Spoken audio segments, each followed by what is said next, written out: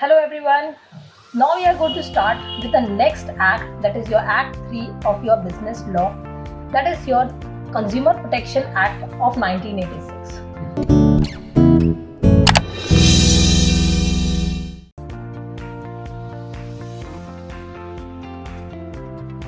Now coming to the part of your Consumer Protection Act, there was never before the realization, as we can already understand, the Act of 1986, that means to say long back after your 40 years, approximately 40 years after your independence. Not till then we had never realized the importance of a consumer or the consumer protection. And that is where the realization part for the protection of the consumer is made very much important, not just in India, even in the other developed countries. By the time already in the developed countries, the individual acts were being framed, but in India still the lacking part was being there when it comes to the enforceability or the importance being given to the consumers.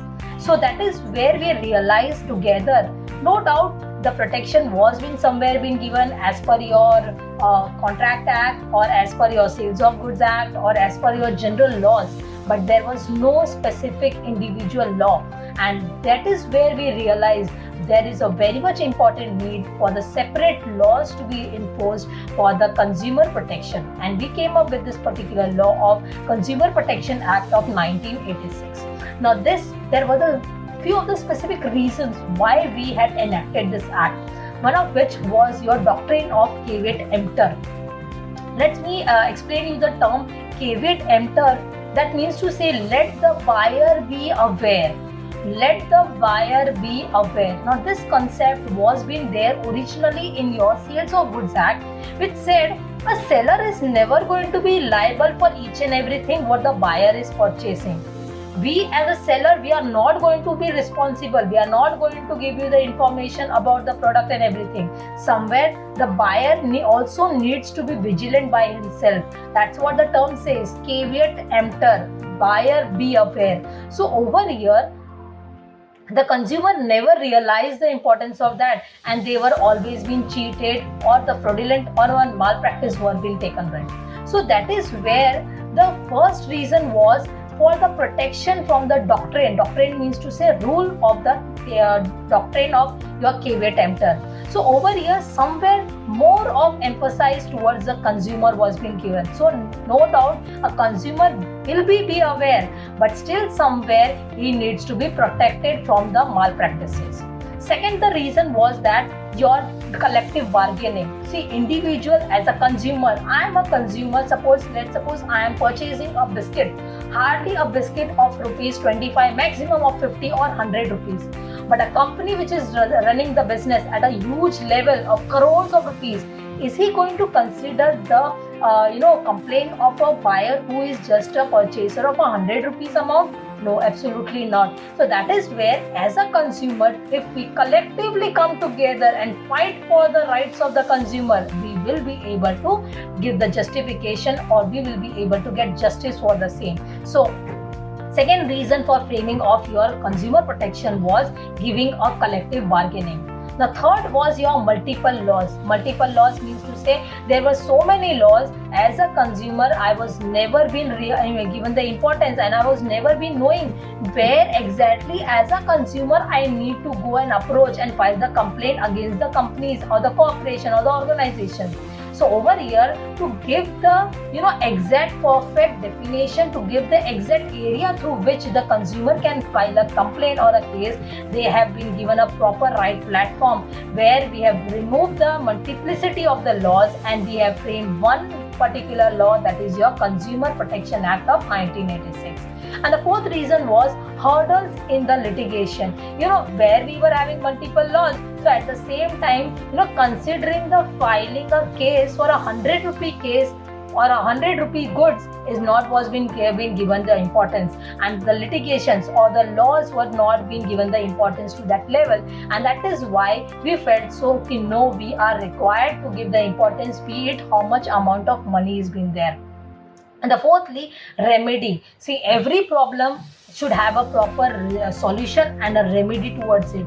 See, just letting get a, let the consumer be affected, let the consumer be aware by himself, let the consumer take his own decision. But what as a government, what as an authority, what as an individuality, and together they are going to come up to the whole nation. How are they going to get protected? So for that reason, a remedy is being provided through this particular platform of your Consumer Protection Act of 1986, which gives a proper, simplicity towards the law, proper litigation, how it can be proceeded, how the hurdles can be removed towards the litigation, and if I am not having that much of money or a power, how and who will be there as authority who is going to protect me from the same. Exactly. So this was the basic reason for framing of your Consumer Protection Act of 1986. Okay. So now further, once we have known the reason for framing of the act, now we will understand towards when we were making the laws. That was your act when we were making. So now further we discussed about the objective. What is going to be my objective? So in all, there were total 8 objectives which were being stated while framing the act. First was right to be protected against the marketing of the goods. What kind of goods are being marketed what kind of products are being marketed in the for the consumers in the open market.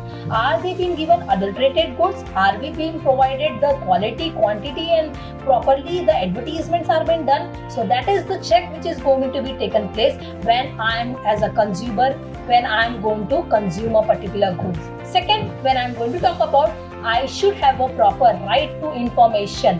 I should have proper information. What quality, what quantity, what are the properties, what are the ingredients when I am purchasing. So that is the reason now when we are purchasing a good, you will see all the information, all the bits and part information, right from the manufacturing date to expiry date to your ingredients, everything is being mentioned. Customer care number, your support number, all these things are being being stated in your product. Why? Because that is being stated. The second objective, my right to information. My third objective, right to be assured.